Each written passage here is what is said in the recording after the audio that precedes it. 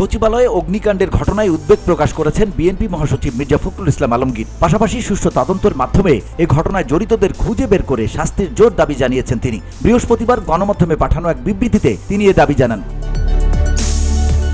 বুধবার মধ্যরাতে সচিবালয়ের মতো নিচ্ছিদ্র নিরাপত্তামূলক স্থানে আগুন লাগা এবং ফায়ার সার্ভিসের এক কর্মীর মৃত্যু ও 2-3 জন আহত হওয়ার ঘটনায় গভীর উদ্বেগ এবং হতাহতদের জন্য শোক ও সহানুভূতি প্রকাশ করেছেন বিএনপি মহাসচিব।